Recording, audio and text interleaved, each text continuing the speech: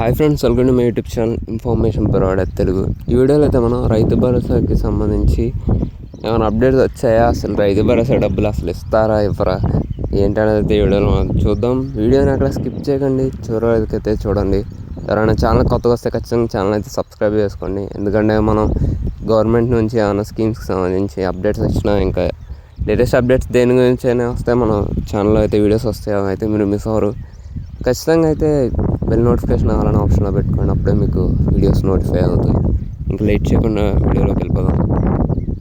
మనం చూసుకున్నట్లయితే రైతు భరోసాకు సంబంధించి 3వ విడత విడుదల చేస్తామని చెప్పుకొని వచ్చారు ప్రభుత్వం. కాకపోతే ఇప్పటివరకు ₹1 కూడా విడుదల చేయలేదు. 2వ విడతలో మనకి 2 ఎకరాల పొలం ఉన్న వారికి మాత్రం అయితే విడుదల చేశారు డబ్బులు. దాని తర్వాత ఇంకెవరికైతే విడుదల చేయలేదు. ఇంకెవరికైనా విడుదల చేసినట్టయితే కింద కామెంట్ చేయండి, అందరికీ తెలుస్తుంది ఎంతమందికి విడుదల చేశారన్నది. మనం చూసుకున్నట్లయితే గవర్నమెంట్ దగ్గర నిధులు ఉన్నాయంటున్నారు, కొంతమంది అయితే నిధులు లేవంటున్నారు. కాకపోతే మనం చూసుకున్నట్లయితే ఈ రైతులు ఎవరైతే ఉన్నారో వాళ్ళకైతే దీనికి సంబంధించిన డబ్బులు అనేవి అయితే ఇవ్వట్లేదు.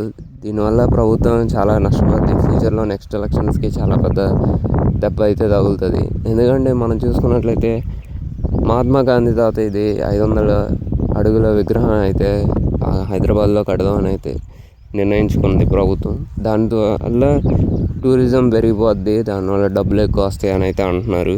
కాకపోతే మనం చూసుకున్నట్లయితే టూరిజం పెరిగి డబ్బులు వచ్చేది అయితే అది చాలా పెద్ద ప్రాసెస్, చాలా ఎక్కువ టైం పట్టిద్ది. కాకపోతే ఆ విగ్రహం కట్టడానికి చాలా కోట్లు డబ్బులు అయితే అవుతాయి. అదేదో ఈ గవర్నమెంట్ స్కీమ్లకి అయితే అమలు చేసినట్లయితే చాలామంది లాభం అయితే చెందుతారు.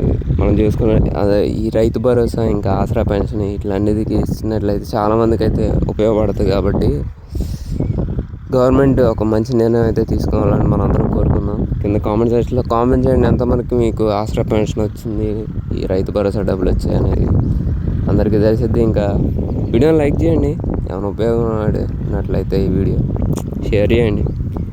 మరిన్ని వీడియోస్ కోసం ఛానల్ అయితే సబ్స్క్రైబ్ చేసుకోండి, బెల్ నోటిఫికేషన్ ఆన్ ఆప్షన్ పెట్టుకోండి, అప్పుడే మనం చేసే వీడియోస్ అన్నీ నోటిఫికేషన్ వస్తాయి.